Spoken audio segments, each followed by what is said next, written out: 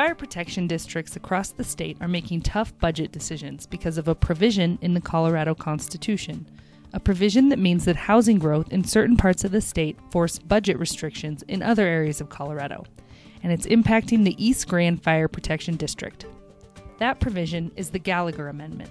In 1982, voters passed the Gallagher Amendment to the Constitution that changed the way homes were appraised, and it also required that the amount of property taxes collected from homes statewide could never account for more than roughly 45% of total property tax collections statewide.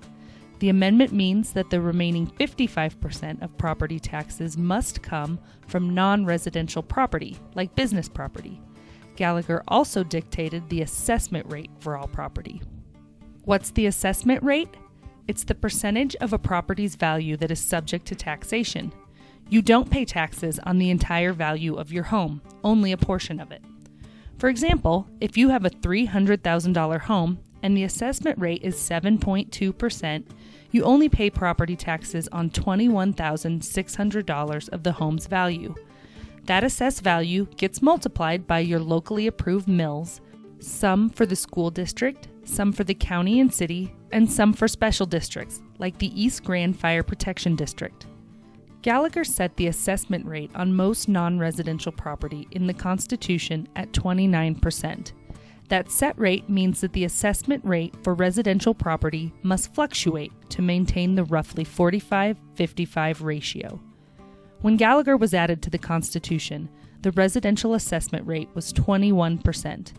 Throughout the 1980s, the growth in value of residential property outpaced increases in non-residential property values. With ever-rising residential property values, the assessment rate on homes had to be lowered. It fell to 18%, then 16%, then 15%. It hit 10.36% in 1995, and then fell to 7.96% in 2003. In 2017, it dropped to 7.2%. That's roughly a 10% drop in the rate. This hurt different parts of Colorado in different ways. Areas of Colorado that have a balanced mix of non-residential property and residential property and have seen steady growth in value weren't impacted by the drop as much as areas of the state whose property tax comes mostly from home property. The East Grand Fire Protection District is 89% residential and is deeply impacted by the residential assessment rate drops. Because of the drop from Gallagher in 2017, East Grand Fire has put the construction of the South Station on hold and made adjustments to maintain training and volunteer incentives. And unlike schools, which get more money from the state budget if their local revenue falls, fire districts don't get help from the state. They're almost entirely dependent upon local revenue sources. Grand County has seen strong growth in the value of housing over the last few years, which should mean strong budgets for the Fire Protection District. But budgets for emergency services aren't growing proportionally because Gallagher is negating a lot of that growth, and Grand County has additional challenges like dealing with wildfires and devastated beetle kill forests.